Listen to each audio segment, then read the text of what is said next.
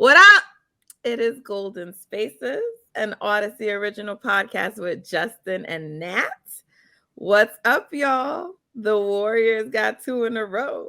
But most importantly, it was 2 in a row on the road. Justin, is this the beginning of something? Is it the beginning of something?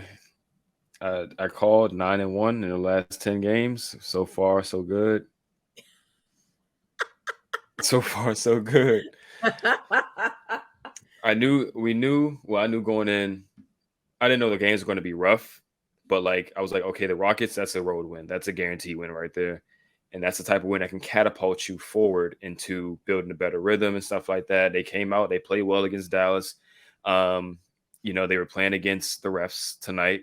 It was closer than it should have been. They had some silly mistakes too, but two straight on the road for the first time this season. That's kind of pathetic, but we're glad it's happening now. And yeah, they started to put it together a little bit.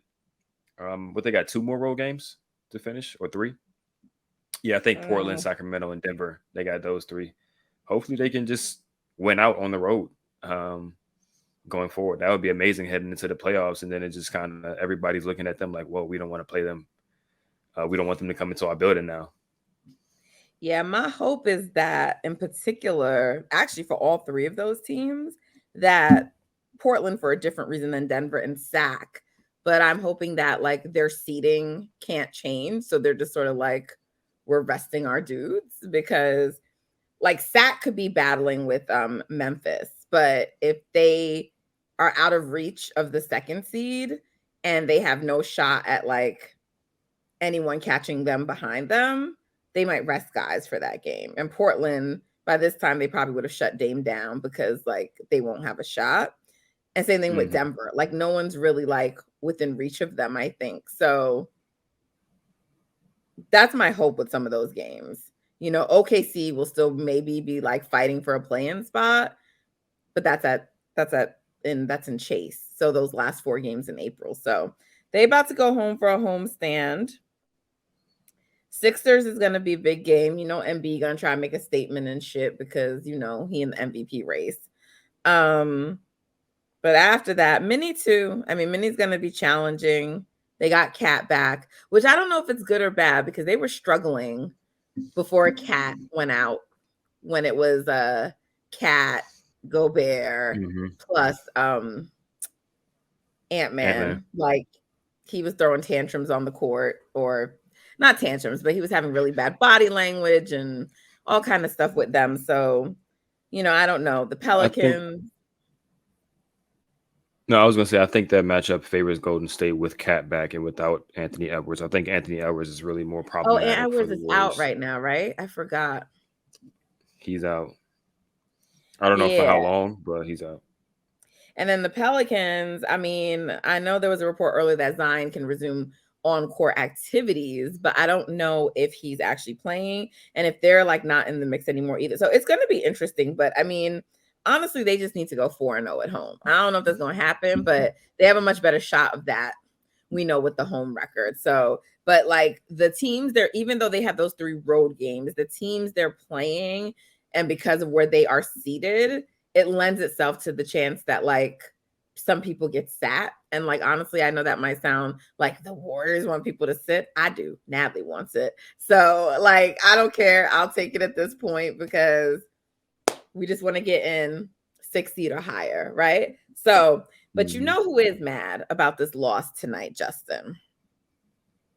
The Dallas Mavericks, Justin. The Dallas Mavericks. And so they going to do some clown shit. It must be something in the water in Texas. It must be statewide, because the only other team that I've ever seen be goofy like this are the Houston Rockets with their spreadsheets talking about how they really won things they didn't actually win. The Dallas Mavericks, reporting from Shams, however you say it, they plan to file a petition, a formal protest to the NBA of their loss to the Golden State Warriors tonight, with focus on alleged referee mistake that led to 2 free Warriors points late in the 3rd quarter. It's corny. It's corny, bro. Do they We'll think that see when as you go well. back and look at the tape that it's only things the referees messed up for them? Do they think like that? I mean, it's some really dweeby shit. Right. That game, we watching the game from start to finish. We're thinking, man, the Mavericks are getting a friendly whistle. Luka Doncic Yes. is shooting 1,000 free throws. Jaden Hardy's getting superstar calls. We literally watched Anthony Lamb get a rebound, try to take one dribble, and Josh Green just completely tackles him. Right, takes his feet from under him. He falls over, no call. Um, like they have no room to complain about officiating. Luca cries every single possession. Somehow he's not going to get over the technical threshold to get suspended a game. We know that's not going to happen, but he's going to keep crying. Um, yeah, it's BS. Like, take your L and move on. Like, you're going to whine. Like, they're not going to give you the win and take the win away from Golden State. So what are you crying for? Like, it's over with. It's over with. Tell Luca to make his layups, right? How many layups did he miss? How many floaters did he miss in the lane? Like, he scored 30. Exactly. And even at the end when you could have cut it to one, you missed it like right at the rim, just missed it. Right at Like, the come rim. on, Tim. Like, come on, Come on. stop crying. Stop crying. See, that's the kind of shit I'd be like, yo, whatever, yo. Back to the game. Back to the game at hand. Some clutchness that went on at the end of the game. First, Wardell with his he drove Justin. He drove right to the rim. Nothing made me happier than seeing that. Then Draymond with his stop. I mean, this is what we're saying, right? Like, this is the point that I was making the other night, when you weren't on with us, but you said you listened when I was just saying, like, as much as I don't love Draymond's whole approach to like, he's only getting up for like a handful of games, he's preserving his body, and it's for stuff like this, for him to do what you saw him do tonight in the postseason. And it's like, I'll take that for the 16 games in the postseason. You know what I'm saying? Like, if Sure. you help deliver that W, that final chip, then I'll take that, and we just got to live with the mediocrity of the season. And then to seal it for the Dubs was Lungard making two clutch free throws. Two clutch free throws. I mean, the clutchness was on display tonight. The GOAT. Those dudes, they're big time players. Like, there's no other group of guys that I would rather have in any big game or any meaningful game than, those guys, the core of the Warriors. Like, I mean, even Clay, like that one play, they were doubling Luka a lot late, and they were just getting so many easy buckets out of it. I think Kerr just scratched it and said, "Look, you're gonna have to guard him one-on-one," and they called for that screen with Clay on Luka, and he stopped him. He made him force up that little runner at 3 at the buzzer that he missed. And that was just great defense, right? He didn't have it offensively really tonight. He only took 9 shots. They was really running them off the line and stuff like that, but came up clutch defensively. Loon, 12 rebounds, 12 points. Draymond, ridiculous stat line, like just completely filled it up all the way across the board. And then Steph just diming everybody up. Like they running them, they put multiple guys on him, and he's just finding guys every time. So, when the chips are down, like when their backs against the wall, those dudes are going to show up every single time. It might not be pretty, but they're going to show up every single time. Yeah, and I mean, that was going to be my next question. What did you think about the two teams' defensive plans? Because, like, they both were sort of doing the same thing to each other. And like to what you just mentioned, like to the Mavs' credit, like those guys were hitting their shots. And I was just like, are the Warriors going to just like kind of like go away from the three tonight? They need to, because like you're scoring inside the three, but like, the shots are not falling, because to me, they could have maybe like, it wouldn't have been busted wide open because obviously it's not threes, but to me, they could have like gotten a bigger lead and it didn't have to be this close because there were some times they just like took a three and I'm just like, guys, it's not that night. Like just, keep attacking, keep, mid-range. So I think they could have actually opened it up before, at first I thought I saw like a third quarter Dubs sighting, but it was a little up and down that third quarter, but they had like, run in them. So, but and then similar approach with Dallas. They were like, you know, making Steph give up the ball. Their defense gave him some issues tonight, you know. Mhm. I thought like he was still, like you said, like just assisting everywhere, but the defense gave him a little problems. Not a little, like it was bothering him. Yeah, from a scoring standpoint, for sure. Yeah, 17 assists. That's crazy. But yeah, Kaminga's length, his athleticism, his physicality. He was like all up on Luka the whole time, and Luka would get some of those like veteran fouls drawn on Kaminga at some point. But for the most part, they're just crowding his space and then just trying to like time his shots and stuff like that and make him take tough shots. And you know, if anybody knows how to game plan against Luka, it's the Warriors, right? Like you know, Luka's going to get his numbers because he's going to definitely get the attempts up, and he's that good of an offensive player that he's always going to get, you know, his 25 to 30 a game. But Oh, and the the Warriors refs like understand gift him free throws. I mean, a lot that of as his well. scoring tonight was free throws, even though, well, it wasn't, but he was getting a lot of free throw attempts. He wasn't making them. Hmm. But I just, you know, I mean, Luka's great, so I'm really not trying to like diminish him or anything, but it's just like, come on. You know, it was just like very annoying to watch. But at times the Warriors they doubled him. I just like that they were switching up the coverages, you know, that they didn't like just stick with a single game plan. And when one thing wasn't working, they switched it up. Yeah, and that's like that was what made them so special last year defensively. They were able to run so many different defenses and throw another team off. Because if you give offensive players as good as Luca the same look over and over and over again, he's going Figure to it pick out. you apart eventually. Yeah, he's going to figure it out. So, um, yeah, it's huge, huge win. Especially without the two guys you expect to be on Luca playing. Right, obviously Kaminga is one of those guys, but Wiggins and GP2 primarily would be the guys guarding Luca if they played again and those guys were available. So to get a win and do such a good job on him as far as individual scoring standpoint, without those guys, that was like huge for them. Well, yeah, this was a great team win.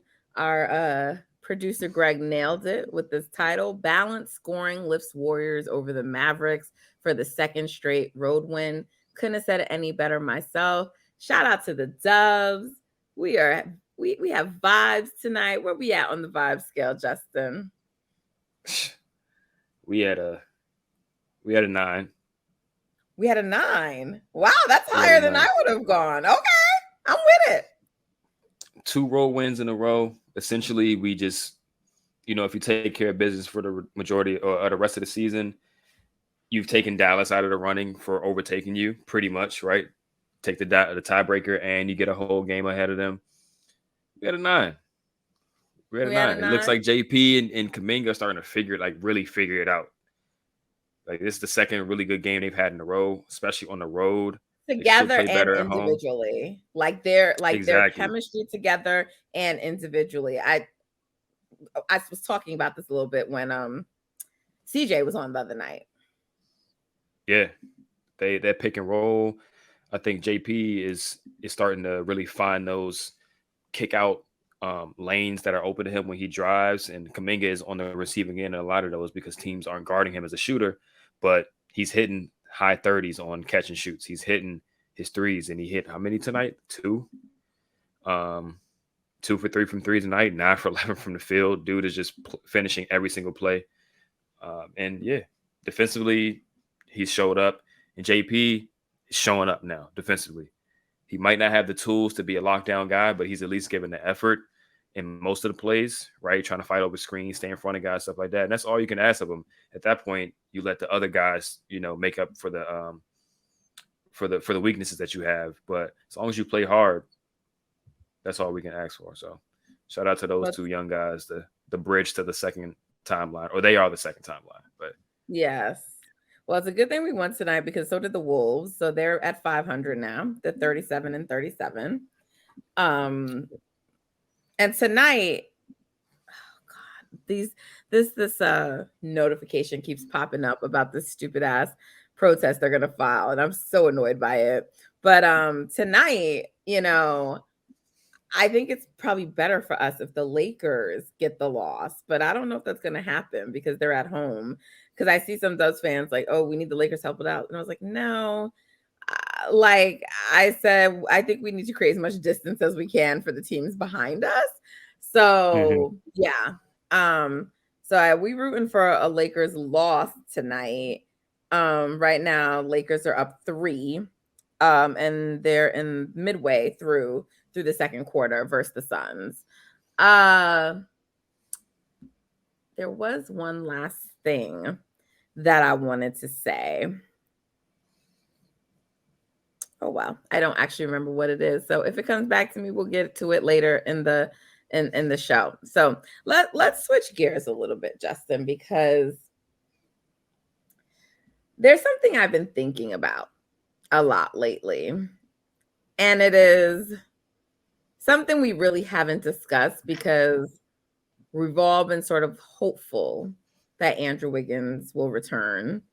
And we've also been very positive about him and just showing him love and wishing for the best. And we here are not like upset at Wiggins. We ain't trying to get in his business. But I do think it's fair to talk about what it means for the team if he doesn't return. And so we talked about this on Saturday night when you were not with us, but I want to revisit this conversation with you because what myself, Jason, and Nana said was that if Wiggins doesn't return, the Warriors have no chance. Like they cannot win a championship. And Nana was like questioning, well, is it Wiggins and GP2? Like she felt like both were needed. And Jason and I both felt like it would be harder, but that they could just get it done, like if it was just Wiggins, even if they didn't have GP2. But what if it's the reverse? What if they don't get Wiggins back, but they get GP2? With Jonathan Kuminga playing right now the way that he is, I mean, he can't shoot as well as Wiggins, though he's shooting what, like mid-30s now for the season? Low volume though. Yeah, low volume from 3. And obviously he's still young, so he's just not as seasoned and experienced as Wiggs. But could they win if they don't get Wiggins back and they had GP2? And Kuminga obviously would have to be playing a bigger role. Yeah, I mean they could technically. A lot would have to break right for them. I think Draymond and Looney would have to be amazing defensively, like ridiculous off the chart defensively for the entire playoff run. JP and Kuminga would have to play like this more times than not. And that's just, I don't know how realistic that is to ask of 2 young players. You know, like they're going to be up and down. They're going to have some games in the playoffs where they look completely overwhelmed because, you know, they're so young and just that's just the nature of the game.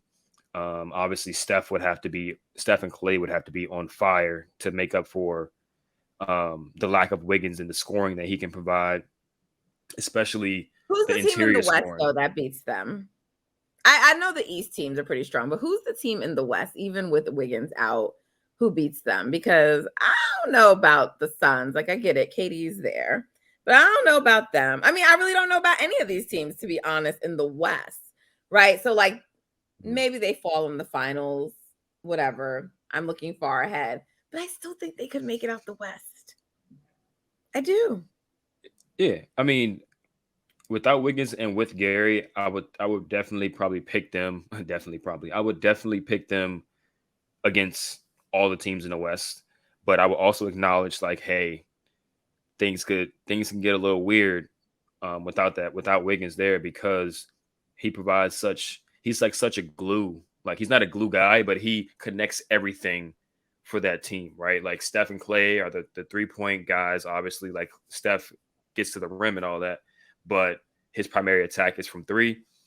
And you know, Draymond and Looney aren't great finishers. So Wiggins is the guy that goes out there and they say, who's going to go out there and get us the tough 2s? Like who's going to go out there and just when you're not shooting well from 3 and it's hard to get it into your bigs because they aren't scorers, who's going to get you that layup, right? Wiggins is usually that guy, right? With a post up or just some type of cut or something. You need that athleticism and that size to just generate some stuff that you just can't get elsewhere. So it would be tough. I would definitely still pick them to beat all these teams in the West, but it would be very tough to do it. Now against Yeah, and maybe I'm Milwaukee drinking a or little bit. Boston, I don't know. Yeah, and it's possible that I'm just drinking a little bit too much Kaminga Kool-Aid, but man, he's been great. He's been great Yeah, the last couple of games. yeah.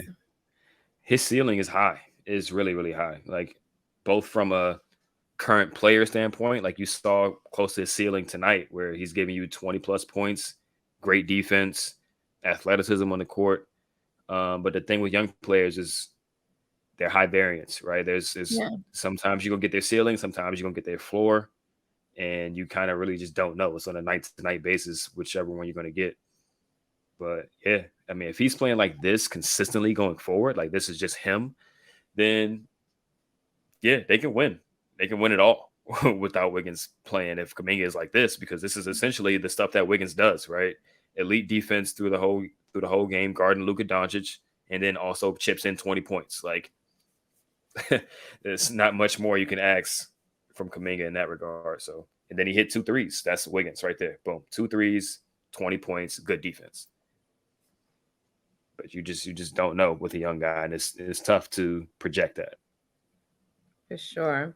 Well, listen, we want Andrew back, so let's make that clear. We hope we do get him back, but we also hope that, whatever he's going through, that it's starting to get better, and for him and his situation. So we continue to wait, and we continue to wait to see what happens, and the team carries on without Andrew for now.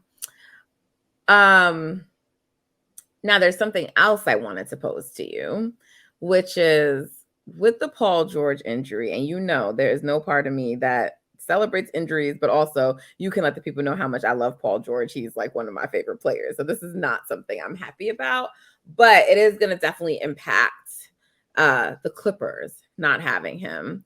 So what do you think that means for them? I mean, I didn't look at their schedule, but like, do you still feel like 6 is greater than 4, or even, well, yeah, 6 greater than 4? Because if you're 5, the 5 is playing the 4 seed. So do you still think 6 is greater than 4 or 5?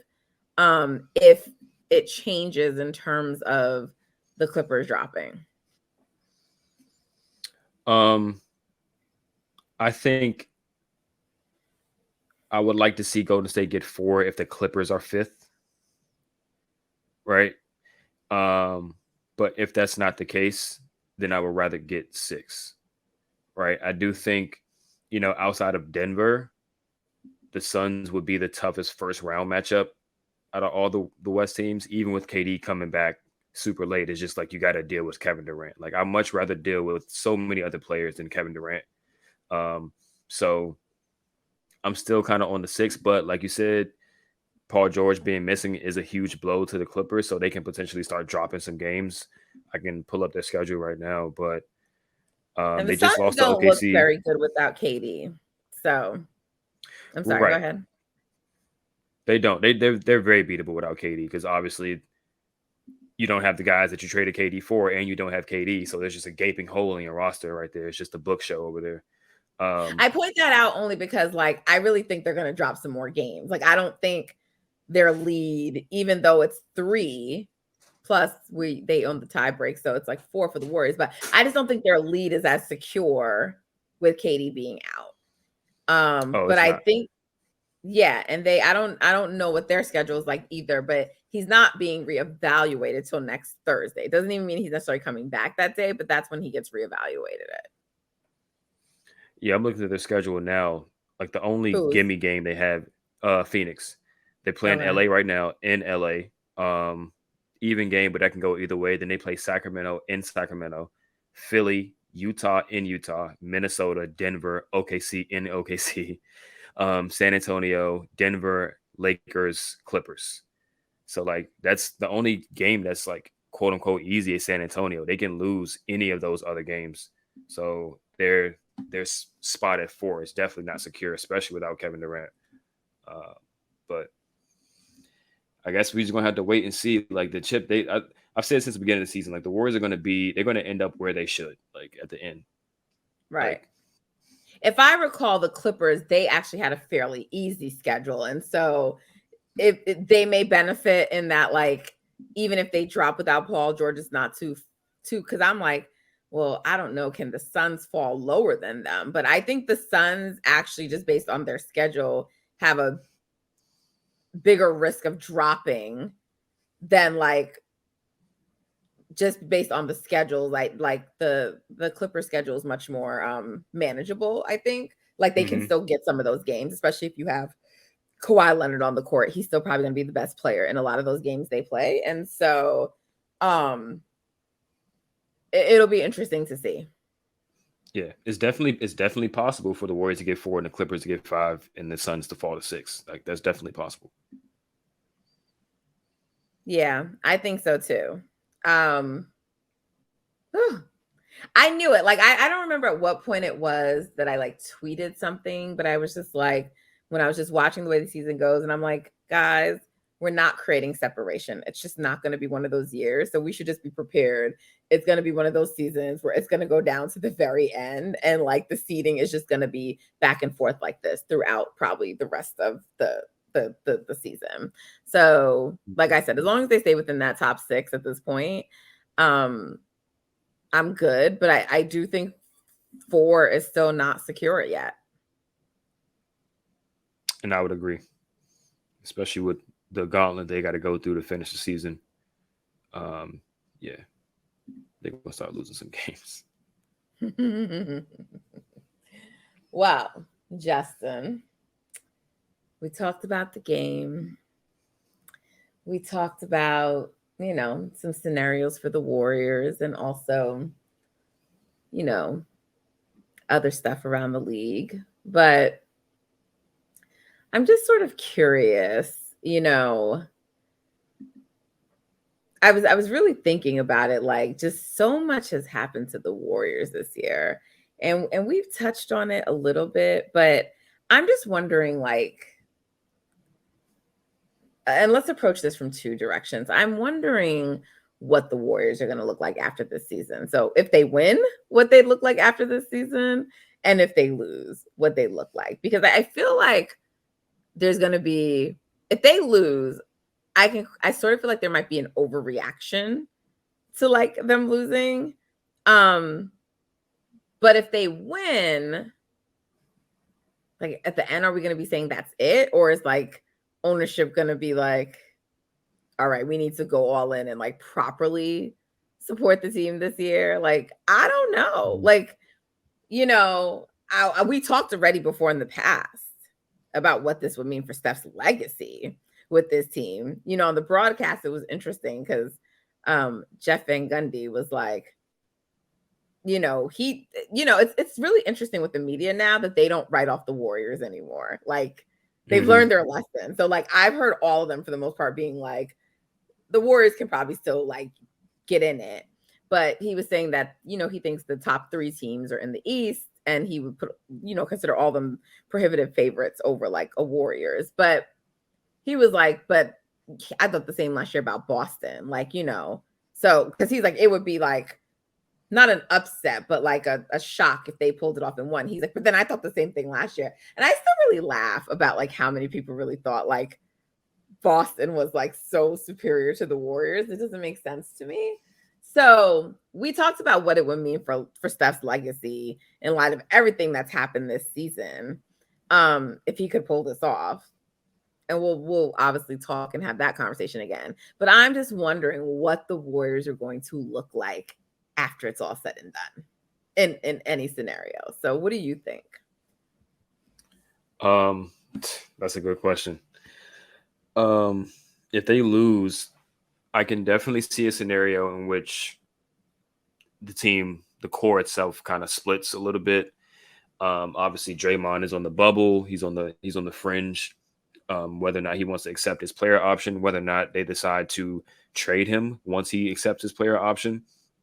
Bob Myers still hasn't extended and all this type of stuff. And he out here doing interviews with J. Cole. So right. He's doing podcast episodes with J. Cole. And It's just it's weird. I mean, now there's like little very small rumors that he's like looking at other avenues or other employment options and stuff like that.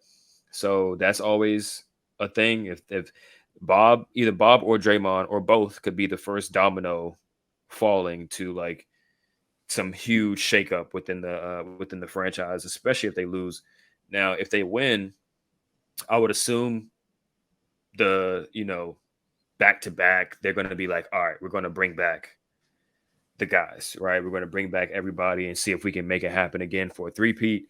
Because like that would just be completely idiotic or just unprecedented for them to break a team up after going back to back like that. Um, I do Okay, think but either what does way, that mean? What does that mean for the development of like a Jordan Poole and a mhm. Jonathan Kuminga? Like, how long can you keep those guys like behind the others? And I get it for purposes of this team, they're not better and they don't deserve the spots over those guys, but you are stunting their growth in some capacity. Yeah, I think for Jonathan, since he still has 2 years left on his rookie deal after this season, it's fine, right? If he by the time he's extension eligible, by the time he's like ready to take that next leap, potentially the team could look a little bit different, right? You never know what can happen from now to what is that? 2026 would be his first season post rookie deal, so that could look really different. But Jordan, it's kind of getting to that point where it's like, all right, he already signed his extension, so he's making star level money at this point, but he's still coming off the bench. He's still not finishing games, stuff like that. So that can definitely be a little bit problematic. And it's not out of the realm of possibility that they look for options, to move him in the summer, or he might be looking for options to move himself in the summer just because he wants a bigger role. It would be kind of weird but not unprecedented if he did that after they won a championship, because at that point it would be like, I've won 2 championships. I got my money now. I want to ascend to stardom, really. Um, so that's something definitely to monitor. I think Jordan, Draymond, and Bob are like the three pieces to really look at. Everybody else, I'm pretty sure they're stable where they are, as far as the core. And Steve Kerr then too. I think Kerr is not going anywhere. Like, I think as long as Steph is playing, he's going to coach. He's going to coach the Warriors. So he don't And know that then Steph is as good as he is, but yet he want to hitch his wagon to Steph. I think he do know Steph as good as he is. That's why he tries some of the stuff that he tries, because he knows Steph is going to bail him out. No, he really doesn't. I mean, he might know now, but up until they beat the Oh Celtics, yeah, he didn't know. He didn't know. that's true. He said some things over the years too that kind of was a little bit not shady, but just a little bit like They were ignorant. shady. They were shady. I mean, when I hear shade, Also I think like it ignorant, was but shady. intentional. I Oh, don't think he was intentionally trying to, like, what I'm saying, undermine Steph. I think he legitimately thought these other guys were better than Steph, which is just weird. But yeah, I think regardless whether they win or lose, they're probably going to take a more serious approach to helping the core. Like now, I don't think they're going to be interested in adding any more like young players and stuff like that. But I also thought that after they won the championship last year and they added 2 more rookies, so I could be wrong about that. but this I season think the looks and Wiseman went trade very differently. So for sure, especially with the Wiseman pivot, they might be like, all right, here y'all go, like more is there bets, whatever. anything we can do to keep Dante? I want to keep Dante. I mean, if Jordan and Draymond go, if they both go, that's 50 What kind plus of money do million. you think he's commanding? Dante, Yeah. probably a Caruso level, so around 10 mil. Probably a GP2 Caruso, anywhere from 9 to 11 mil annual. I think he'll command that because he's shooting 40 from three. He's obviously shown the ability to play on and off the ball, even though he's not great on the ball. He can do some guard stuff. He's a good player, so I do think Dante is one of those players where he'll look better in Golden State than he would anywhere else. It's because Golden State allows him to play to all of his strengths, whether it be rebounding, doing all the connective passing stuff, defense. spotting up to shoot, playing fast, but that teams don't care about that. They just see, oh, he's playing well, he's shooting the 3 ball well. Right. Let's give him 10 mil. Like, so